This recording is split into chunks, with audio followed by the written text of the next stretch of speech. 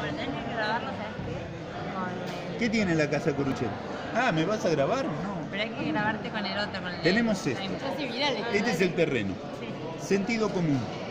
Primero el sentido común. Tenés un terreno así. ¿Por dónde vas a entrar? Por acá. ¿Dónde tenemos el norte acá? No me acuerdo dónde está el norte. La casa Curuchet. Es diagonal 80. Diagonal 80 corre así. Entonces el norte está allá. Entonces, ¿qué hace Le Corbusier en el primer dibujo? Hace esto con un árbol acá. Otro árbol acá en el primer boceto. Y luego tiene que conectar la parte de atrás con la parte de adelante. Mete la rampa ahí. Porque si metía acá, el acceso lo ponía acá, iba a tener mucho recorrido.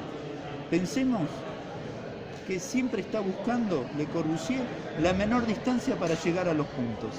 En la Casa Obreros del año 22, le pone la puertita acá y acá tiene... Siempre trata de buscar la sorpresa. ¿Cuál es la sorpresa en un cubo? Encontrar y ver la diagonal mayor. Esta es la doble altura, de que acá tiene la escalerita, ¿sí?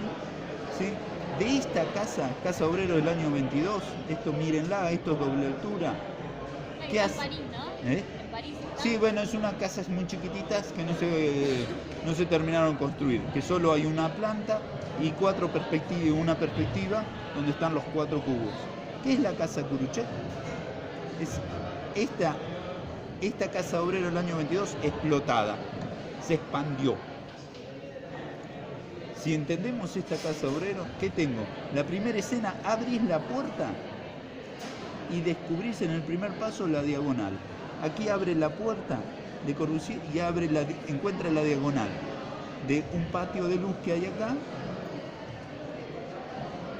¿sí? Y acá hay mucha luz. Acá entra luz y descubre la diagonal, pero no transita por la diagonal. La descubre y te sorprende.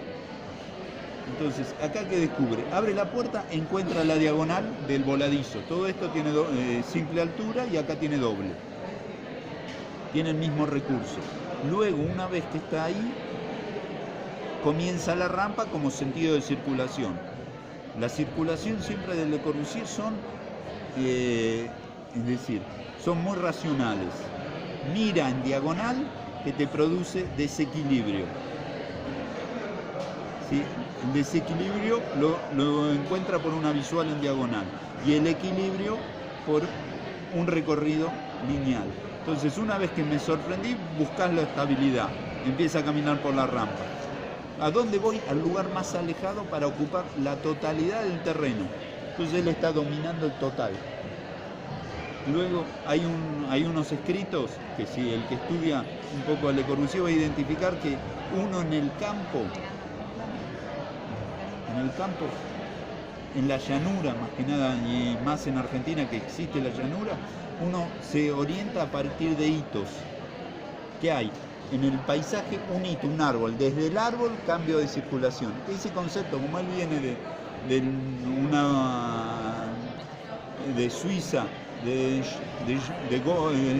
Charlotte, bueno, ahora no me sale el nombre, de la villa donde él nació, en la montaña era fanático de las escaladas, escalaba con su padre. Abre la puerta y se orienta en el paisaje con el primer árbol. Entonces ahí da un paso. Después ve que eso va descendiendo. Cuando vemos el corte de la Casa Curuchet, vemos que la entrada está acá y baja el terreno y sube la rampa. Entonces cuando baja el terreno, acá el punto de más luz hay. El primer paso es al árbol, luego sube la rampa hacia el otro árbol. Este árbol nunca estuvo, nunca se plantó. Hoy hay una escalera en espiral que va al depósito abajo. Entonces llega ahí, cuando descubrimos acá en la rampa, vamos a estar en el descanso. En ese descanso vamos a ver desde dónde venimos, porque giramos para entrar a lo que es la escalera.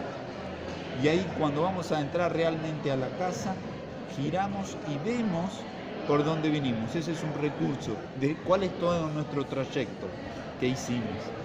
Y ahí dice, hay duda, o entro a la casa o entro a la clínica. Cuando entro a la casa, voy de visita. Si voy a la clínica, subo que es la primera casa con lugar de obreros, lugar de trabajo. Por eso digo la casa del año 22, que era la casa para obreros del año 22. Es el mismo proyecto que lo expande, lo explota. Lo explota en 2 cajas. Entonces, cuando vemos, y eso solo se puede identificar en el corte. En el corte se identifica que es la caja, esta misma casa que explotó, y hay un gran vacío. Es llenos acá, lleno acá y vacío acá. Es la misma sección que él la explotó y creó. Luego va creando elementos para contener esa explosión. Pero lo interesante es, llega a la rampa, de la rampa toma y descubre, cuando entra aquí arriba, por la galería, ve el concepto de la casa mediterránea, todo alrededor de un patio. Cuando sube arriba a la rampa, ve una galería, entra a la oficina, se atiende en el consultorio, y del consultorio es un lado, por un lado se entra y por otro lado se sale. Más allá de que el bañito está aquí y aquí está el segundo el dormitorio de servicio o la atención médica, porque el cliente era cirujano maxilofacial, uno de los primeros de Argentina. Entonces le pidió que tenga un dormitorio extra para algunas cirugías. Entonces, lo interesante es que Le Corbusier recibe una carta, que es cuando le pide el cliente que le haga la casa, de 8 hojas. No contradice nada lo que pide el cliente. Él lo reinterpreta todo lo que dice el cliente para hacer este espacio. Es decir, no es que el arquitecto lo contradijo o no. No contradice nada, y en la verdadera, en la que la carta, la original, vemos que en cada párrafo está traducido por varias personas, porque cada palabra del castellano que no sabía Le Corbusier las traduce al francés en 2 o 3 lapiceras. Al decir lapiceras es que lo tradujo distintas personas en distintos momentos, porque tenía dudas, como nosotros cuando agarramos tenemos muchas dudas de interpretación. Le Corbusier también tenía esas dudas, y esas dudas surgen a partir de analizar el trabajo.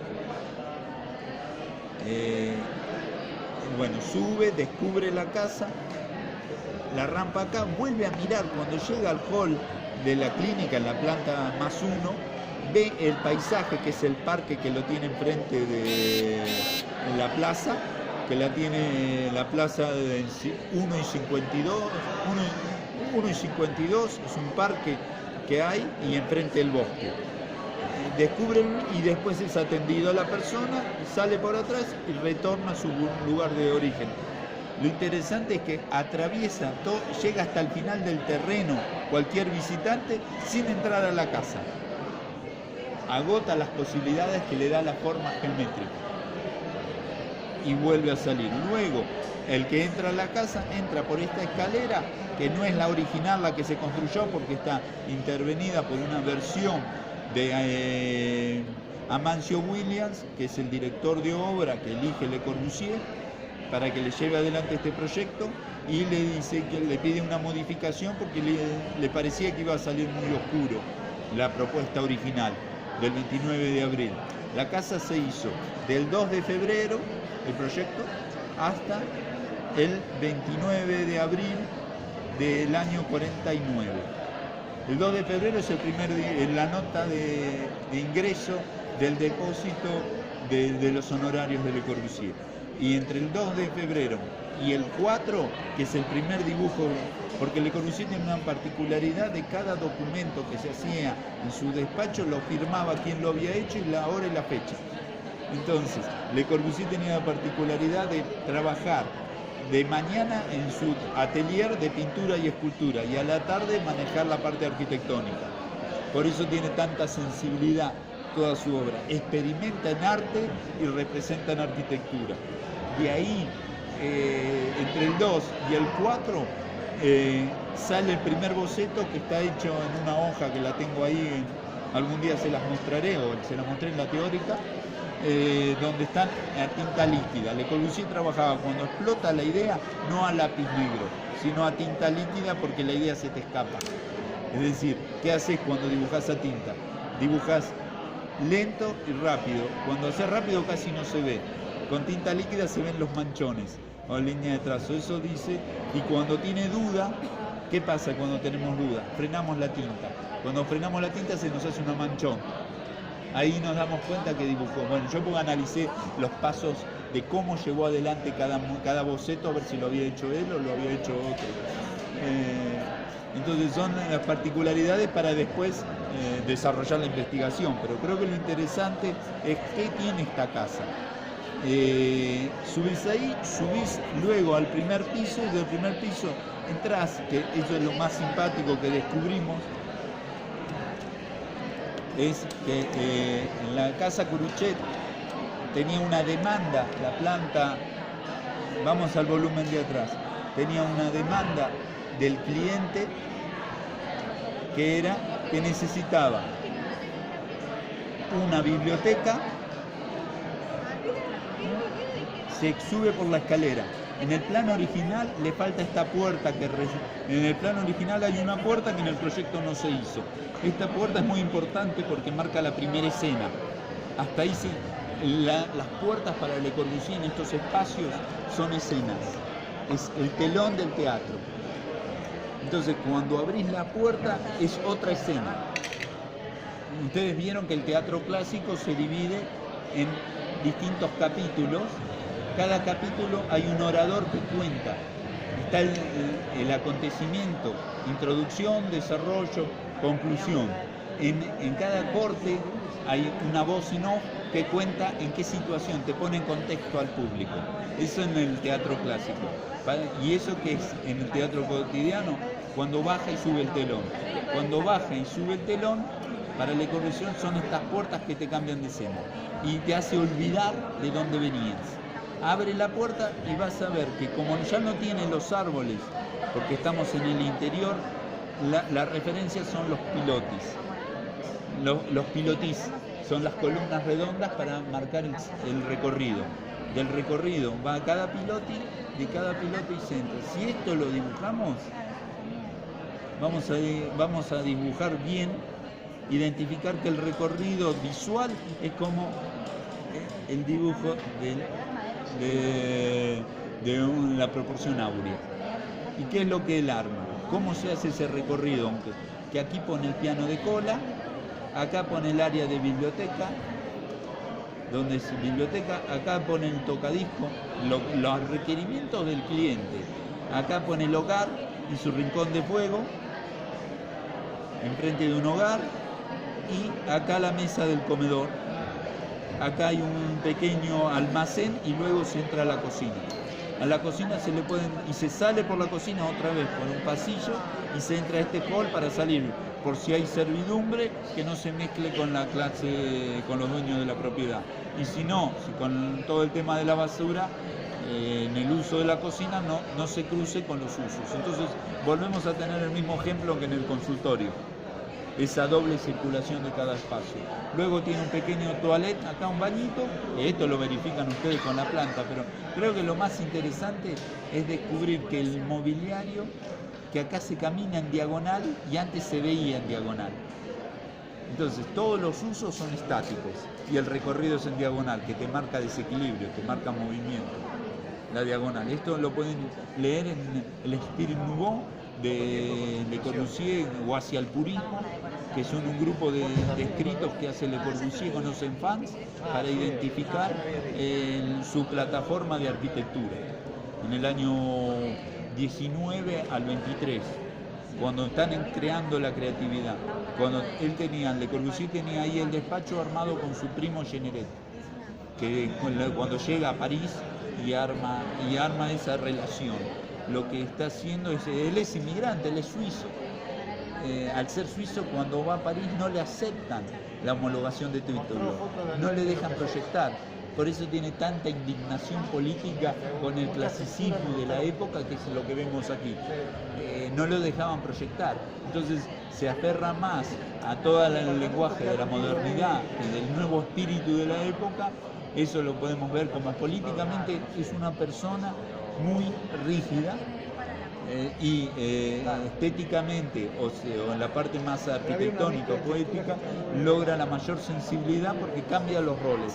Cuando es político no negocia, cuando es sensible proyecta y encuentra mucha más relación y diálogo con todas las artes plásticas de la época. Por eso él siempre va a mezclar la naturaleza con la geometría abstracta, porque el hombre está mitad racional y mitad sensible. Eso lo vuelca en su casa. Y el gran aporte de la casa Curuchet es cuando llega a la planta de dormitorios. ¿Por qué? Es decir, el Brissoleil sí lo vemos en la casa Curuchet, pero ya lo había hecho en otro edificio, en un edificio anterior, que había hecho el edificio para el Matadero de París, en el cual ya es el primer ejemplo de Brissoleil. Brissoleil deja pasar la brisa, pero no el sol, sin haber vidrio, solo con materialidad. Que eso lo vemos en su fachada para armarla, pero creo que lo más interesante que logra es que a la planta abstracta de la casa Curuchet le empieza a tener elementos orgánicos que son los baños. Este es el único ejemplo o el primer ejemplo de la planta mórbida o blanda dentro de una estructura racional, que después lo vamos a ver en Roncham. La iglesia Roncham es casi la arquitectura más bella, más sensible de Le Corbusier, hasta las obras que se están terminando hoy en día Bercy, al sur de París, al sur de Francia.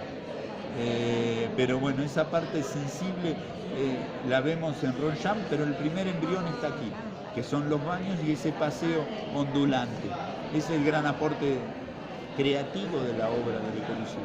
Pensemos que cualquier obra de cualquier arquitecto es como una cebolla. En cada proyecto le va sacando una capa para llegar a su esencia. Entonces, Enrique Miralles decía en un momento que todos los arquitectos hacemos siempre la misma obra. Lo que nos cambia es el contexto. Siempre tenemos la misma idea y nos cambia la forma de comunicarla o de relacionarlo con el contexto. Entonces, cada vez que hacemos un proyecto, lo vamos sintetizando todo lo anterior, es nuestro punto de partida y cada vez le sacamos una capa a esta cebolla.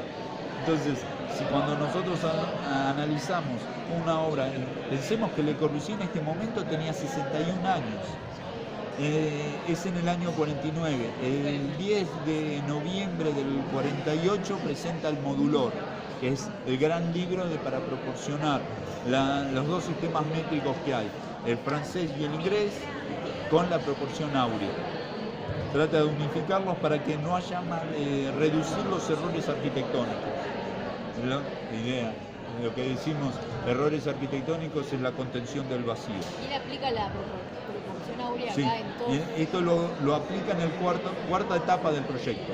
Primero son cuando analiza mucho la parte proyectual, que acá no la analizamos, solo la obra construida. En los primeros 5 días hacen él con sus dos dibujantes, Wesley como Bernard Juni, son los dos dibujantes. Uno, Bernard Wesley, es el que estaba trabajando en la Unité de Marsella, y Wesley era un discípulo nuevo, que es un delineante, que es la única obra que dibuja toda. Después hizo trabajos itinerantes. Los primeros 4 días son sólidos, volúmenes sólidos. Después, de cuando ya resuelven y se ponen de acuerdo estos volúmenes sólidos, está la segunda etapa, que sería entender que eso sólido está compuesto por pequeños vacíos. Entonces se empieza a desarrollar la clínica por un lado, el hall de planta baja, el comedor, la cocina, cada uno independiente de cómo le tiene que entrar la luz, cómo se circula, cómo poner el mobiliario. Después llega un momento que es el conjunto, que es el 16 de febrero, es el gran avance de Le Corbusier, que ahí se ve un grupo de dibujos. Para mí es la máxima creatividad, la tiene ese día, después de un viaje de Colombia, cuando regresa. Le Corbusier en ese momento estaba viajando mucho a Latinoamérica. En el año 49 estaba desarrollando, entonces da un tema a los ayudantes o discípulos y se va, y después les pide una preentrega. Entonces, para ir en los avances, como trabajamos en los talleres. Entonces, hay un día que se pone a dibujar y ahí utiliza otra técnica, que es la del lápiz a color. Siempre que tiene dudas, Le Corbusier trabaja con lápices de colores, no por el color, sino por cada problema a resolver en la planta le da un color. Entonces, cuando hablo de circulación lo pinto en rojo, cuando hablo de iluminación lo pinto en amarillo. No importa el color en sí, sino que cada esquema de color le define un problema a resolver. Es increíble porque lo tenía todo codificado. No le importa el sentido del color, porque no está hablando de una... es solo para refrescarse sus propias ideas. Hubo maquetas, creo hay escritos que hubo como 4 o 5 maquetas, la que se descubrió solo una de la etapa final, que son las fotos y los primeros collages que hace el despacho, que son muy bonitos, que son las fotos de él en la fundación o que están en el edificio, la obra completa de Le Corbusier, pero creo que hubo en ciertos momentos distintos colaboradores que los ayudaron a hacer maquetas. Después le tardó 6 días en resolver los baños. El tema de baños le tardó 6 días al grupo completo. Después, volviendo más atrás, después del 16 de febrero, el 21 de febrero se resuelve el conjunto total, que tienen problema de dónde poner la estructura. Porque los discípulos, bueno, los ayudantes hablaban de 4 módulos, de 4 líneas de pilares. Y el día 21 resuelven ponerlo en 3, que es lo que hoy tenemos. Que es una columna central y 2 periféricas. En este juego de columnas es muy interesante cuando está estudiando la materialidad, cuando le pone la estructura, cuando ya tiene definido todo lo sensible. Si no tenés definido lo sensible, no le podés poner estructura, no podés elegir cómo sostener la forma. ¿Se modificó mucho el proyecto después de modular la estructura? Bueno, le costó mucho. Claro. Hubo muchos planos, idas y venidas, y después de ahí se empieza a dibujar todas las fachadas interiores, el mobiliario, como si fueran fachadas exteriores. El 1 de marzo se resuelve la fachada y con estudio de Azimuth y la proyección solar que le da Luis Soleil de 31 en los de atrás y 33. Y para la hora de construir los hizo de 90 centímetros, porque necesitaba el peso de la sombra, del volumen, pero con 30 le cubría. Después no, una vez que ya la definió, casi no la modifica. Cuando la decide no la modifican, va modificando, se modifica todo. Pensemos que cada corte o cada entrega rompen todo y vuelven a unir con los trozos. Hay que animarse a romper todo. Cuando pusieron módulos rompieron todo el proyecto y volvieron a reconstruir con lo que quedó. Cada vez que entra un problema nuevo a resolver, tienen que romper todo lo otro. Eso es lo interesante, que es vuelta a empezar desde cero con un interveniente más. Y después del 26 al 29 de abril empiezan con el tema de los baños. Ahora no me acuerdo bien, pero ya hace mucho, pero que son 4 bocetos que va resolviendo el tema orgánico, recubriendo el muro, que eso es muy interesante. Primero el muro lo entiende para envolver. Piensen que en Francia tienen un concepto de que el concepto de bañarse es muy diferente al de evacuar, al de usar el inodoro. Todo París lo tienen dividido, las familias. En un lado es un baño para el inodoro y otro para el rito de bañarse. Y él empieza a envolver estos artefactos con el plano como si fuera una medusa entonces va depositando y esto va logrando unos juegos cromáticos por el reflejo de las luces muy interesantes. Es decir, una vez que define el lleno del baño, el lleno te define un vacío. Entonces, y eso les tardó de 4 días de trabajo muy concentrados. Piensen que los ayudantes estaban trabajando alrededor de 8 a 10 horas diarias. Hay 4 días de calco sobre calco. Pensar eso e ir modificando este muro y la ubicación de los artefactos para que quede una figura orgánica en el baño. Después, el gran aporte que rompe algunos conceptos de intimidad, porque pone en la doble altura del dormitorio lo que hoy vemos, que da el dormitorio. Todos los dormitorios se ven al parque, pero se iluminan por atrás. Entonces, por un lado ves y por otro lado te iluminás. Entonces necesita dos ventanas con distintos usos. Y pone uno en el dormitorio de doble altura, pone unos postigones que se abren para cuando quiere relacionarse con las vistas, y entonces cuando se abre el dormitorio pierde intimidad. Entonces la intimidad, ¿por qué la abrís? La abrís cuando estás despierto. Y cuando estás durmiendo necesitas más intimidad, la cierras. Hay ese juego de hacer más flexible la planta. Y después, bueno, la explosión de el día 1 de marzo, Wesley dibuja la fachada, el primer concepto de fachada, que ahí relaciona, nace el Brie Soleil, en este proyecto, y nace, Wesley lo dibuja completo, hace un Brie Soleil, y la columna central. Las columnas tratan de independizarse de los vecinos. Ahí, el primer proyecto, el plano de arriba toma el vecino, pero en esos días, luego una vez que está dibujado, Le Corbusier hace tres acotaciones, que hay tres ritmos. El ritmo del Brie Soleil, con una proporción rítmica. El ritmo del plano de vidrio del consultorio, y acá atrás, que tiene otra modulación. Y el ritmo de la estructura. Son tres ritmos superpuestos. Y hay relación arquitectura con música. Es muy interesante esa relación que hace. Y después, ¿qué es la música? Es notas en un espacio sonoro.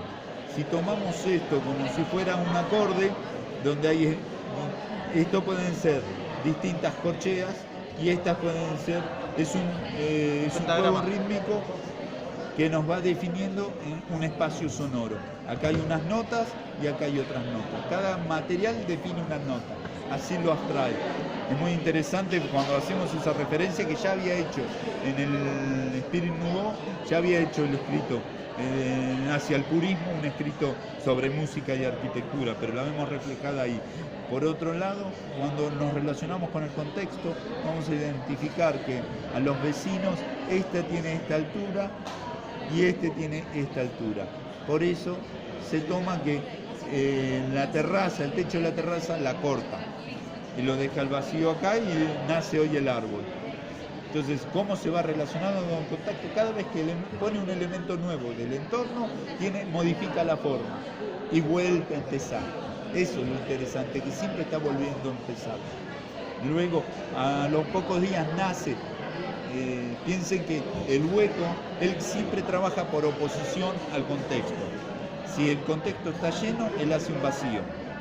Cuando ya conocemos el vacío, hace un lleno. Es decir, estamos hablando de que toda la manzana de La Plata en ese momento eran todas llenos sobre línea municipal. Entonces él, sobre línea municipal, prepara un vacío, que es el gran hueco. Y cuando estás cerca, ya reconociste el hueco, te vas a acercar, te pone un nuevo lleno, que es el pórtico de entrada, como el primer telón. ¿Bien? ¿Se acuerdan que les comenté?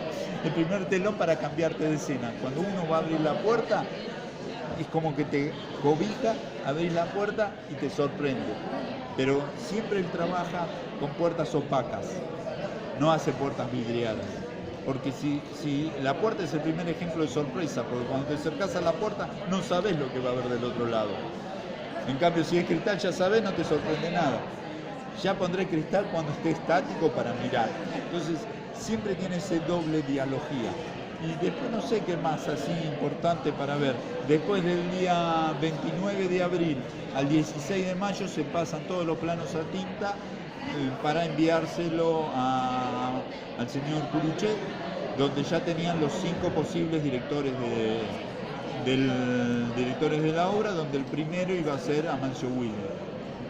Y después Curuchet le llega esta documentación y se lo lleva a Amancio Williams la estudia la redibuja toda otra vez y cambia algunas adaptaciones para el mercado local, sin tocar. Y una de las adaptaciones más grandes que hace Amancio Williams es la transformación de la escalera, de hacerla más vidriada.